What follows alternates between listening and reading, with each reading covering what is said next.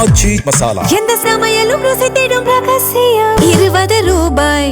தமிழகத்தில் வடகிழக்கு பருவமழை தொடங்க இன்னும் சில மாதங்களே உள்ள நிலையில் மழை பாதிப்புகளை தவிர்க்க தமிழ்நாடு அரசும் சென்னை மாநகராட்சியும் முன்கூட்டியே தீவிர நடவடிக்கைகளை மேற்கொண்டு வருகின்றன. கடந்த ஆண்டுகளின் அனுபவங்களை கருத்தில் கொண்டு இந்த ஆண்டு மழைநீர் தேங்குவதை தடுக்க எடுக்கப்பட்டுள்ள சிறப்பு ஏற்பாடுகள் குறித்து விளக்குகிறார் எமது செய்தியாளர் ஆல்வின். தமிழகத்தில் பருவமழை தொடங்குவதற்கு இன்னும் ஒரு சில மாதங்களே உள்ள நிலையில் அதை எதிர்கொள்வதற்கு தமிழ்நாடு அரசும் சென்னை மாநகராட்சியும் தயார் நிலையில் இருக்கிறார்கள்.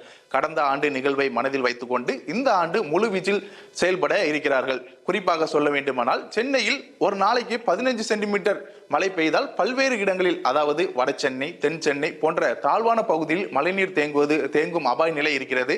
அதையெல்லாம் ஆய்வு செய்து இந்த ஆண்டு அந்த இடங்களெல்லாம் மழைநீர் தேங்காத அளவிற்கு முழு தடுப்பு பணிகளை அமைக்க தமிழ்நாடு அரசும் சென்னை மாநகராட்சியும் தயார் நிலையில் இருக்கிறது.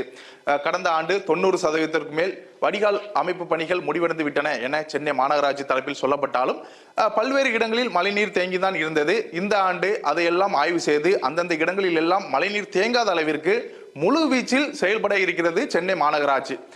சென்னை மற்றும் சென்னையை சுற்றி உள்ள ஆறுகள், அதாவது கொசஸ்திரை ஆறு, கூவம் ஆறு, அடையார் ஆறு ஆகிய ஆறுகளில் தூர்வாரும் பணிகளை முடிக்க வேண்டும் என நீர்வளத்துறை அமைச்சர் என் ஆனந்த் அதிகாரிகளுக்கு உத்தரவிட்டிருந்தார். பருவமழைக்கு முன்பதாகவே இந்த பணிகள் எல்லாம் முடிக்க வேண்டும் என அதிகாரிகளுக்கு உத்தரவிட்டிருந்தார். இந்த பணிகளை எல்லாம் தற்போது நடைபெற்று வருகின்றன. குறிப்பாக சென்னையில் தாழ்வான பகுதிகள், சுரங்கப்பாதைகள் எங்கெங்கெல்லாம் மழைநீர் எங்கெங்கெல்லாம் தேங்கும் என்பதை ஆய்வு செய்து முக்கியமாக சுரங்கப்பாதைகளில் 24 மணி நேரமும் செயல்படக்கூடிய கண்காணிப்பு கேமராக்கள் அமைக்கப்பட்டு அந்த இடங்களில் ஆபத்துகளை தடுக்கும் விதமாக சென்னை ரிப்பன் மாளிகையில் அமைந்துள்ள கட்டுப்பாட்டு அறையில் அதை வைத்து கண்காணிக்க இருக்கிறார்கள். மேலும் சென்னை மக்களின் நலனை கருதி மின்சாரத்துறை, குடிநீர் வாரியம், நெடுஞ்சாலைத்துறை ஆகிய 3 முக்கிய துறைகளும் ஒருங்கிணைந்து 24 மணி நேரமும் செயல்படக்கூடிய கட்டுப்பாட்டு மையங்களை அமைக்க இருக்கிறார்கள்.